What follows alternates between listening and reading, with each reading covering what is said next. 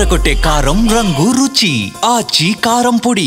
హత్యలు, ప్రతీకార హత్యలు, దాడులు, ప్రతిదాడులతో అట్టుడికిపోయిన పల్నాడు గత 2 దశాబ్దాల కాలంగా ప్రశాంతంగా ఉంది. మళ్లీ పల్నాడులో ఫ్యాక్షనిజం రాజ్యమేలుతోంది. రాజకీయ పార్టీల తమ స్వార్థం కోసం పల్నాడులో శవ రాజకీయాలకి వేదిక చేస్తున్నారు.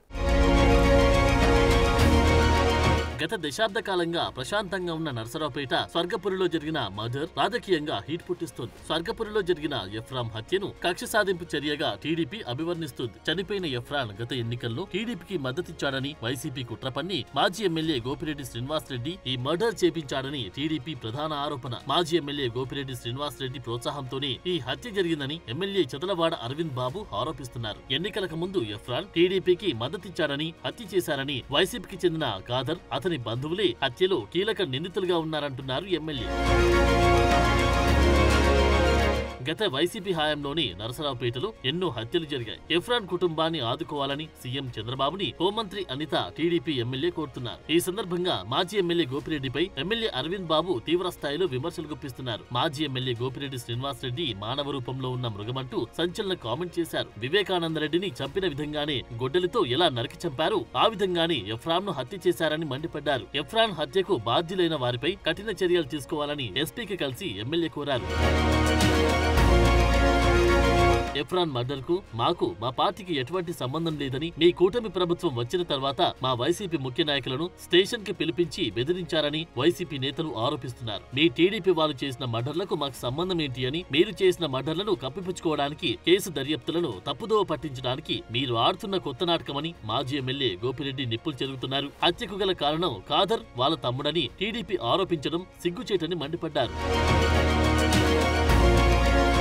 ప్రభుత్వం వచ్చిన తర్వాత ఖాదర్ ని స్టేషన్ కి పిలిపించి ఏ కారణం లేకుండా కొట్టించారని, ఖాదర్ వైసీపీ పార్టీకి క్రియాశీలకంగా ఉన్నాడని అక్కస్తో ఎమ్మెల్యే ఈ హత్య కేసులో ఇరికించే ప్రయత్నం చేస్తున్నాడని వైసీపీ ఆరోపణ. అతన్ని హత్య చేయడానికి మాకేం పని? అతను ఒక టీడీపీ ప్రధాన నాయకుడా, లేక వార్డులో బలమైన కార్యకర్త? టీడీపీ హత్యలకు మేమే కారణమని చెప్తున్నావు. నీకు దమ్ము ధైర్యం ఉంటే మీ ప్రభుత్వం వచ్చింది. హత్యలకు గల కారణం ఎవరని కేసు రీఓపెన్ చేసి ఎంక్వైరీ వేపించవచ్చు కదా అని వైసీపీ నేతలు ఎమ్మెల్యేకి సవాల్ విసురుతున్నారు.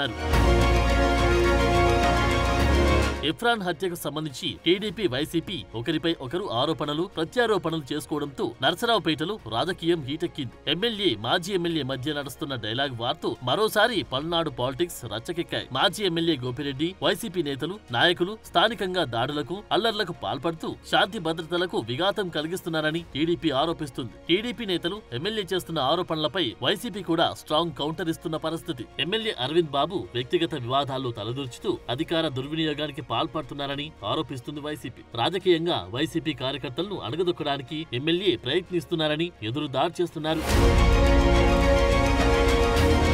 ఎఫ్రాన్ హత్యకు సంబంధించి ఓ మహిళకి సంబంధించిన వివాదమే కారణమని మరోవైపు పోలీసులు భావిస్తున్నారట. హత్య ఎందుకు జరిగింది, జరగడానికి గల ప్రధానమైన కారణమేంటి, ఎందుకు రాజకీయ రంగు పులుముకుంది అనే కోణంలో పోలీసులు విచారణ చేయడంలో పూర్తిగా విఫలమయ్యారనే చర్చ నడుస్తుందట.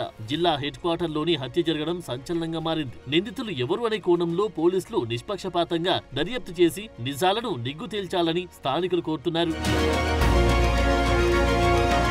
ప్రశాంతంగా ఉన్న పల్నాడులో ఇరు పార్టీలు కలిసి వారి స్వార్థం కోసం మరొకసారి ఫ్యాక్షన్ ప్రాంతంగా చిత్రీకరించే ప్రయత్నం చేస్తున్నారని సామాన్య ప్రజలు ఆగ్రహం వ్యక్తం చేస్తున్నారు. ఇప్పటికైనా రాజకీయ నాయకులు తమ స్వార్థం వీడి అభివృద్ధి చేసే విధంగా కృషి చేయాలని పిలుపునిస్తున్నారు. పోలీసు దర్యాప్తు ఎలా కొనసాగుతుందో, నిందితులు ఎవరో తెలియాలంటే పోలీసులు నోరు విప్పాల్సిందే.